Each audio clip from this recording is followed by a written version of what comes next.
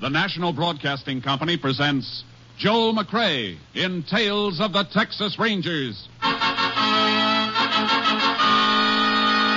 Tonight, transcribed from Hollywood, another authentic reenactment of a case from the files of the Texas Rangers.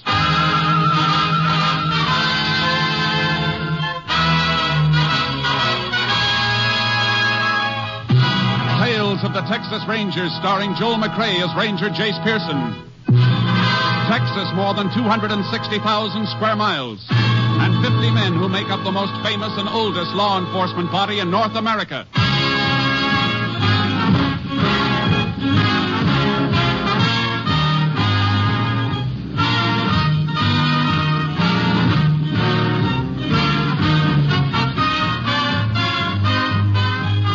Now, from the files of the Texas Rangers come these stories based on fact. Only names, dates, and places are fictitious for obvious reasons. The events themselves are a matter of record.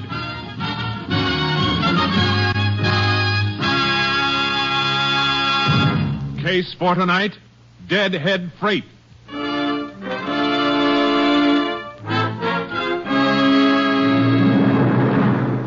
It is shortly before midnight, August 27th, 1938, at the Santa Fe Freight Yards in Lubbock, Texas. A Deadhead freight hauling empties back to the west coast from Galveston has just pulled into the yard. The brakeman and a railroad detective are making a routine check of the cars for free-riding hobos. If I was a yard dick, I'd be snoozing in the roundhouse. You ain't found a free rider in months. Yeah, so what? I get paid to check, and I check. Oh, you know, bows on the freights always hop off before we pull into the yards. You ever think one of them might fall asleep in the car and not have anybody to wake him up? Well, could be. Yeah, flash your light and listen. Okay. Hey, see? Nobody. Now, the car up ahead is the last of the boxcars. I walked the flats and gondolas while we was rolling, so I know that they're clear. Hey, why's the door rolled shut on this one? Well, I don't know now. It shouldn't be. Now, let's get her open. Now, throw your light around. Yeah. Nobody riding, huh? Come on. All right, Bo. On your feet. And throw that light right on him. Yeah. Well, no wonder it didn't move. Just an old duffel bag. Yeah. What's a duffel bag doing on a Deadhead freight? Hey, there's something in it. Huh? Hey, come here. Feel this. Why, feels like a body. Hey, you got a knife on you? Yeah, here. It's a good thing we didn't pass this car. The top of the bag sewed up tight. I'll have to cut right through the side. Why, it's a young woman. Yeah, stabbed to death. And throw that light around the car. Well, what are you looking for? There's no blood anyplace. She wasn't killed on the train. Somebody must have loaded the body on to get rid of it. Yeah, so the murder can't be pinned down to any definite area. Hey, where'd you stop last, before you pulled in here? Siding, west of Sweetwater? The body must have been put on someplace between there and Galveston, then. We better call the police. They can notify the Texas Rangers.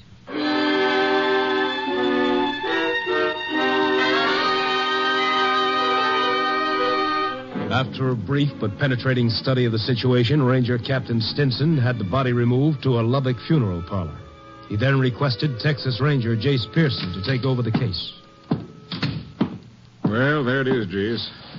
Pretty brutal job of stabbing. You figure it happened a good piece from here, huh? Couple of reasons for that. Here's a map. Shows the route the freight train took. Spot circled in red shows where it made stops.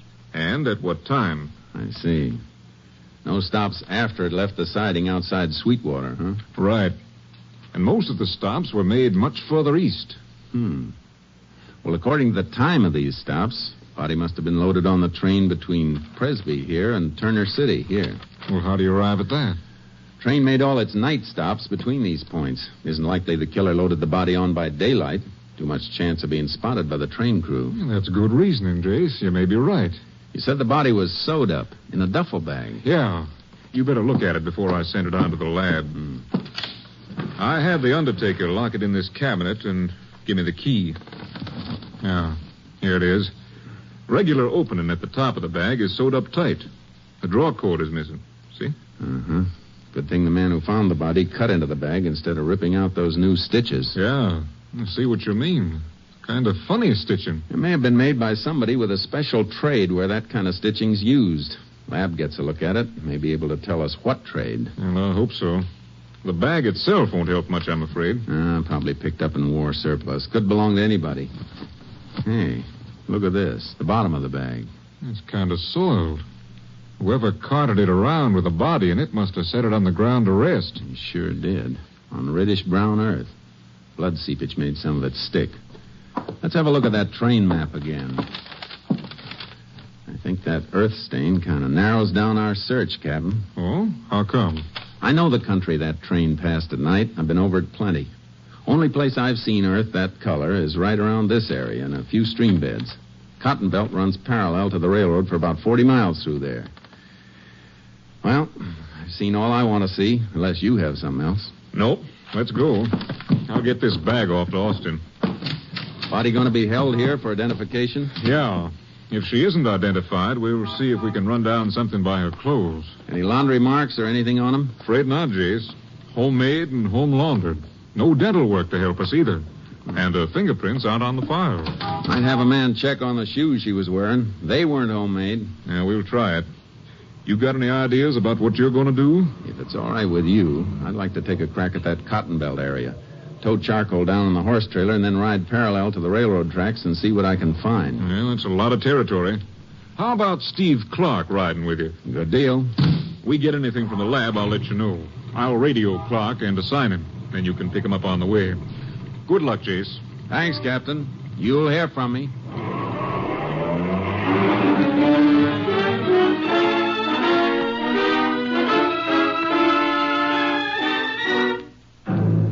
I met Clark. We drove down to the beginning of the area I wanted to check, left the car, and used our horses for the long ride along the rail bed. By noon of the next day, we'd covered 15 miles. Horses are getting tired, Jace. I know, but there's a siding a little ways ahead. Freight stop there. Yeah. Look, another culvert coming up. Yeah. Bank's pretty steep. Watch your horse. Right. Careful, boy. Easy, Charcoal. Careful. Easy. Steep climb out of here, Jace. Maybe if we ride... Hey, what are you looking at? Oh, the ground, huh? Yeah. Same reddish-brown color we've been checking for. Well, don't see anything else, though. Want to ride through it a ways? Yeah. Come on, Charcoal. Huh, boy. I don't want to be a killjoy, Jace, but we've done this in a dozen creek beds. Yeah, but none of the others were as close to a train stop. Siding's only about 50 yards further up the... Ooh, Charcoal. Oh, boy. Whoa. Find something, Jace? Yeah. Come here. What is it? Yeah, marks in the sand. Trace of a couple of footprints, not enough to make a cast, but look at this other mark. A round impression. Yeah. What made it? Might have been somebody setting that duffel bag down. Yeah. Well, that would account for the dirt you found on the bag. We'll find out. Get a glass jar from your saddle pack. Okay. Gonna cut a core around that mark? Yeah. Lab can test it for blood trace. Earth this color, we can't tell anything by sight. Well, here's the jar. Thanks. A few empty cans around here, Jace. Those marks might have been made by a hobo. No, I don't think so. Bindle stiffs travel light. They don't carry duffel bags.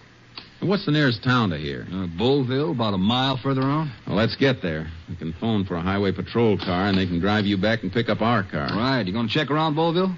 With a fine-tooth comb. The cotton crop around Bullville was good. Too good.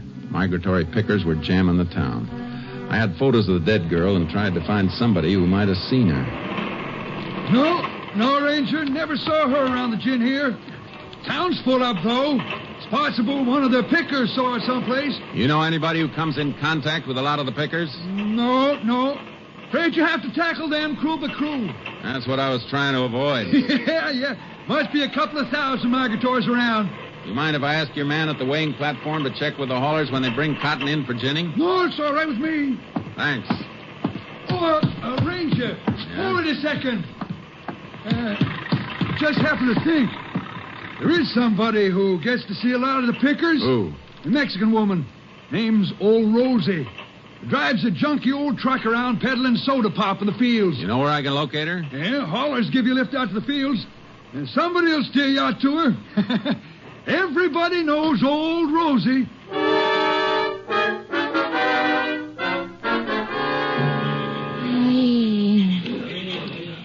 Somebody killed that poor girl, huh? That's right, Rosie. You oversee her? You find who killed her, you're going to put him in a jail? That's my job. How about it? You ever seen her around here? See, one time. Where? At the bus station in the town. She was with a man. You know who the man was? No, senor. And why'd you hesitate? Is that the truth? Why should I tell a lie, senor? I don't know who the man was, but he looked like he was.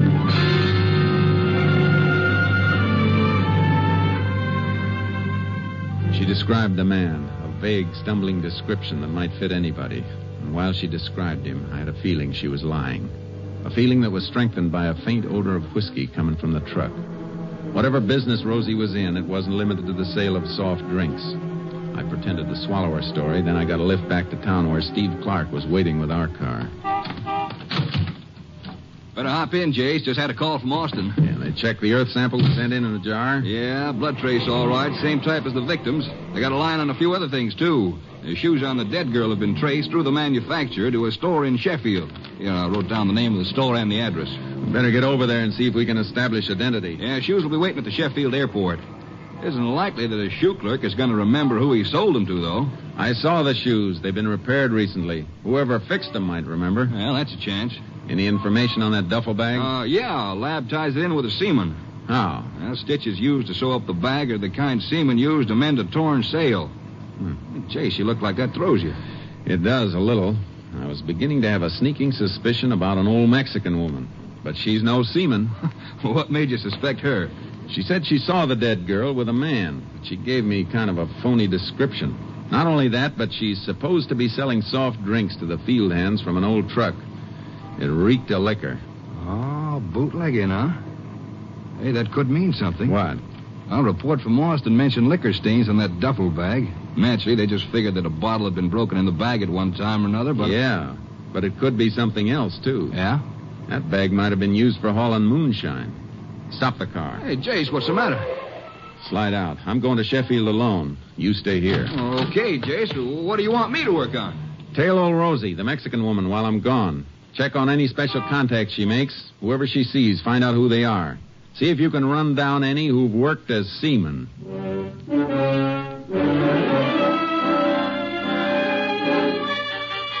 I burned up the road to Sheffield. The clerk who'd sold the shoes couldn't help, but I got the information I was after in a repair shop. Sure. I fix it is, all right. Look, here's where I sewed the broken strap, you see? I remember because of something else, though I never get paid for the job. Whose shoes are they? Mrs. Watson. She's living 2 blocks up at Brownwood House. Mrs. Watson, huh? Is her husband around? Oh, no. He's a go away a month ago. That's why she got no money for pay for the shoes. I know you bother her. She lived with her mother and her little baby's a 1-year-old. Any idea where her husband went? Oh, no. Sometimes she says he go away for work or someplace with the cotton, sometimes to Galveston to work for the boats. Oh, he's been a sailor, huh? Sailor, everything. Whatever he is, he's no send the money. Last week she come in. She says she's going to meet him and she's going to pay me when she's come back. But she's not come back. Hey, just a minute. Why you asking me all these things, eh? And how come you got the shoes?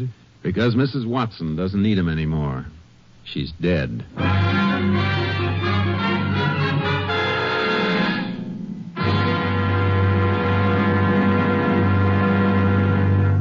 You are listening to Tales of the Texas Rangers, starring Joel McCrea as Ranger Jace Pearson. We continue now with tonight's case, Deadhead Freight, an authentic story from the files of the Texas Rangers.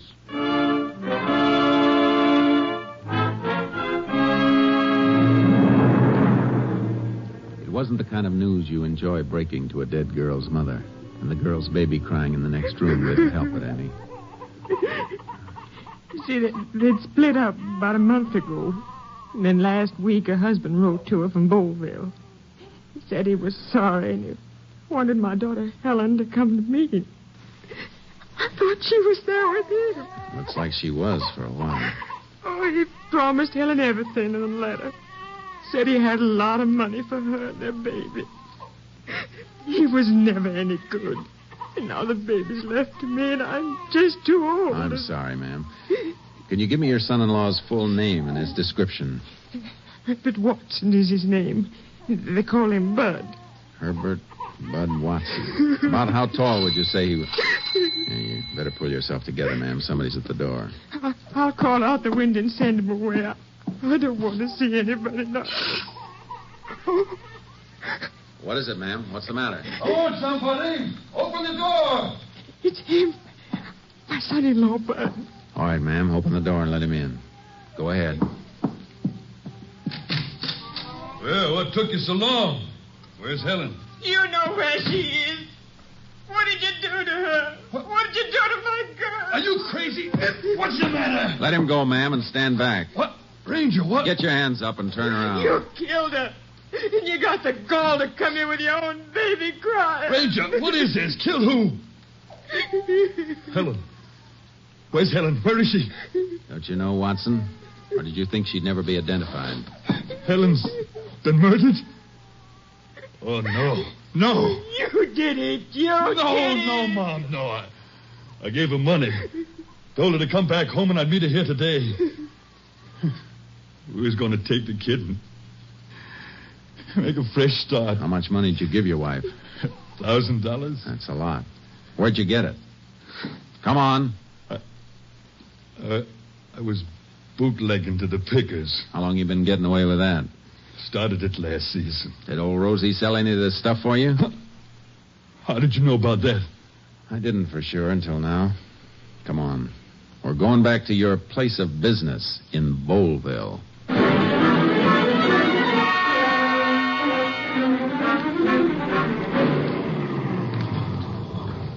Hi, Jace. Steve? Yeah, I got your message to meet you here. Rosie's over there. Want to get her off the truck? Yeah, she can talk from there. Come on. You too, Watson. Okay. Bud Watson murdered girl's husband. Been bootlegging here. Rosie's been moving some of the stuff for him. Oh? Why you keep me from my work, senor? Your work isn't as legal as it could be, Rosie, so sit tight. Yeah, you ever seen this man before? You know she's seen me before. They didn't ask you. How about it, Rosie? Si. All right, Rosie. Now, is he the same man you saw at the bus depot with the girl whose picture I showed you? Si. He's the man. At the bus depot? But that ain't so. I was never with Helen at the bus depot. You didn't meet her when she came down here? No, I tell you. I didn't know what bus she was coming in on. Or even if she would come after she got my letter. First I saw her, she turned up here at the shack. Well, how about when she left to go home? She only stayed 2-3 hours all told. Let her go back to the bus depot alone because, well, it was getting dark. Near time for the pickers to be coming there to buy drinks. You hear that, Rosie? That means one of you is lying. Rosie, tell the truth, senor. You don't always tell the truth, Rosie. The first time I asked you about the man you saw, you said he was a stranger, a man you'd never seen before. I forget, senor. I see a lot of people every day in the fields. You trying to kid me? You've been selling liquor for this man. You couldn't mistake him for a stranger. But I do, senor. I make mistake. You wanted help, I give you help. Rosie tell you all she knows, that's all.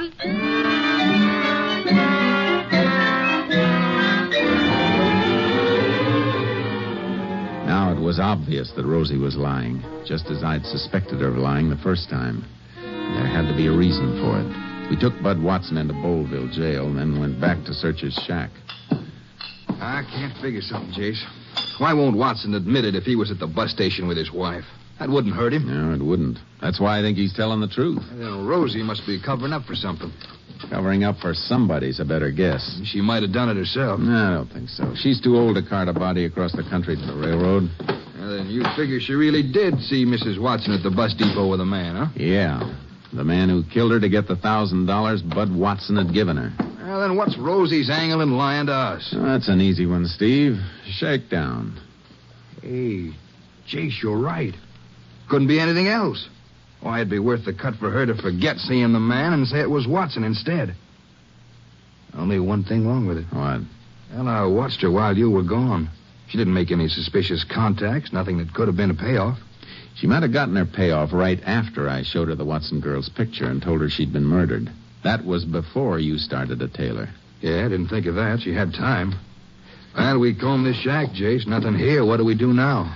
Go back to tailing Rosie again. If she squeezed hush money out of the man once, she's liable to try it again. They all do. We'll start by watching her house when she comes in from the fields tonight.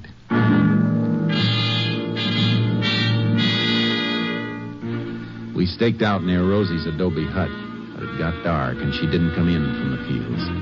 I left Steve on watch and went out to look for her, keeping an eye out for her old truck. I found it about 5 miles out, surrounded by a group of men carrying torches.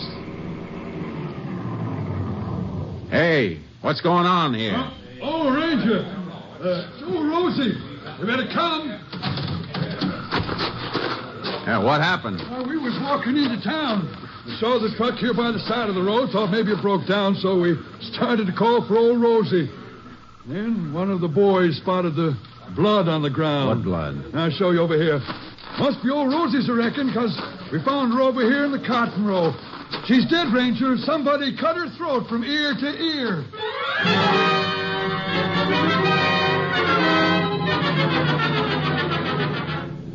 Old Rosie had tried to shake down a killer once too often, with the usual payoff. I sent a rushed call to Steve Clark to tow his horse out and join me. We followed a trail which led to a deserted picker shack way off in a field that looked like it hadn't been cultivated for years. The shack had been occupied, though, recently occupied. But whoever had been there was gone. There's a lamp there, Steve. Light it. Yeah. It's clean as a whistle, Jay. Yeah, it's too clean. That floor's been scrubbed mighty hard for a shack like this. It sure has. Especially for a place nobody's living in. Must have been cleaning up blood. Yeah. And there are 2 other things. What's that? Whoever was hiding here was mighty handy with a knife. Look at the inside of the door. Circle drawn on the wood. Wood chipped where somebody practiced throwing a knife at it. Yeah, good aim. All the marks are right smack inside the circle. Now, what else? Take a look at the lamp you just lit. The cord it's hanging by. It's just an ordinary hunk of rope. Except for the knot holding the lamp, a running bowline. So the light could be raised or lowered toward the table. A running bowline is a seaman's knot. Yeah, and that cord is just about big enough to be the draw cord from a duffel bag. Our seaman was here, all right. Well, it couldn't have been Watson, Jace. He was safe in jail when Rosie was killed. Yeah. Whoever Rosie saw with Mrs. Watson at the bus depot must have met the girl after she left Watson, after she had the money. Yeah? Married woman on her way home to her baby isn't liable to leave a bus depot with a stranger, is she? Chances are it was somebody she knew. Well, Watson's been a sailor. Think it might have been an old shipmate of his? Let's go see if he remembers one who was handy with a knife.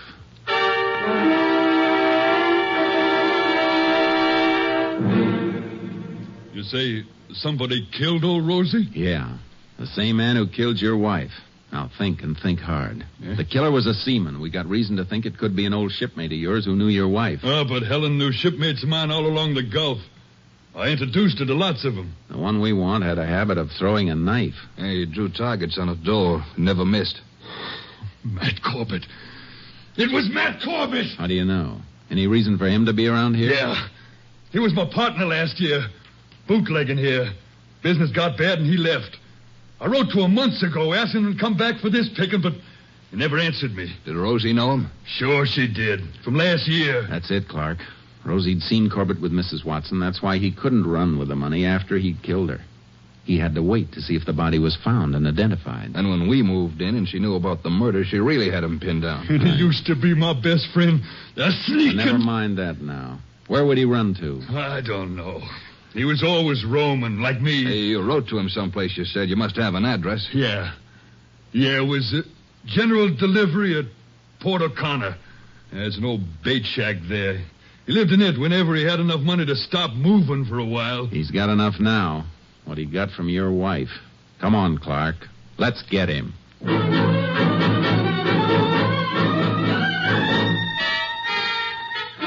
We headed for Port O'Connor, made it by morning, and found the abandoned bait shack.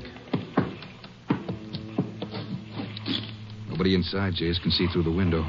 He isn't here. Yeah, he's probably traveling by freight to avoid being spotted. He couldn't have beaten us here. We rolled too fast. Gonna stake it out and wait? Yeah, our car's out of sight where we left it. He won't spot it coming along the wharf. Come on, let's go inside.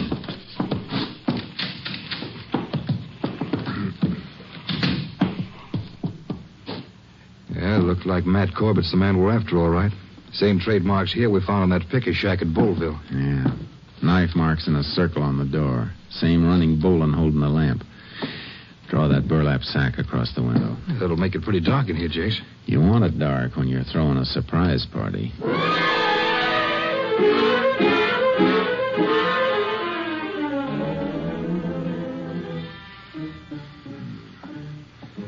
Hey, Steve, wake up.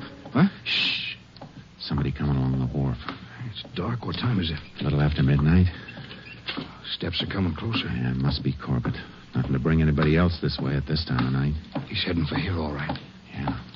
Let him get all the way inside. And remember, he's got that knife, and he's handy with it. I know.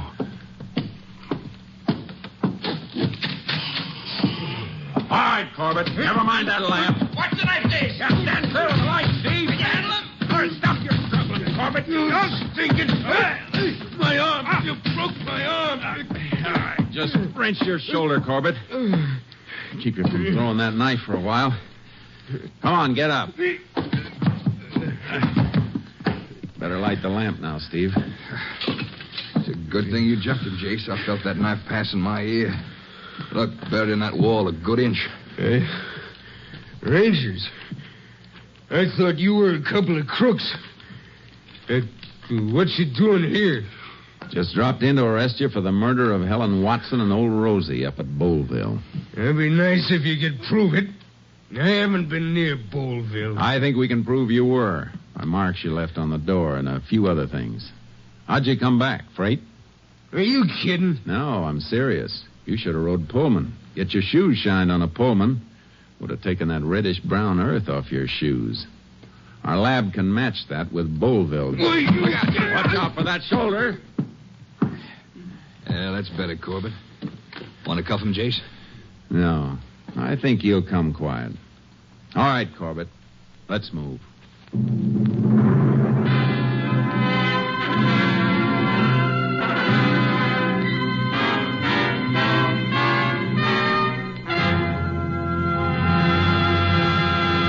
Herbert Bud Watson served the required term for his bootlegging activities, and Matt Corbett was tried and convicted of murder. The sentence of the court was carried out on February 20th, 1939, when at Huntsville Penitentiary, Matt Corbett died in the electric chair.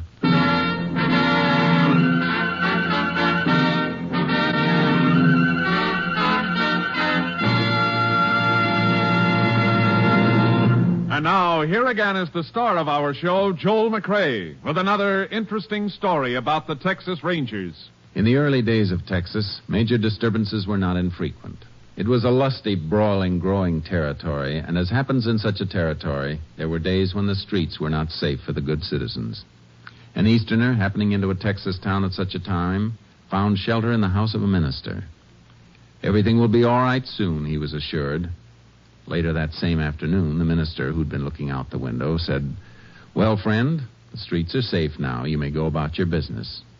The Easterner looked out the window, but all he saw was a lone figure riding casually down the main street on a horse.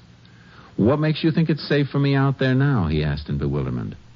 The minister pointed to the horseman. "Because that feller on the horse is a Texas Ranger," he said. "Only folks that aren't safe in this town now are the ones who started the trouble. And when he finds them, they'll wish they'd been peaceable." Good night, folks. See you next week. Next week, Joel McCrea in another authentic reenactment of a case from the files of the Texas Rangers.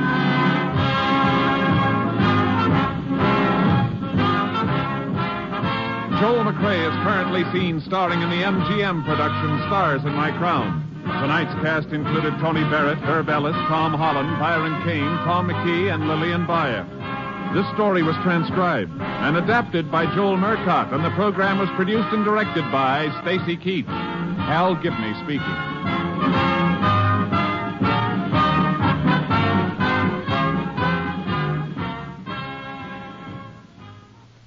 Three chimes mean good times on NBC.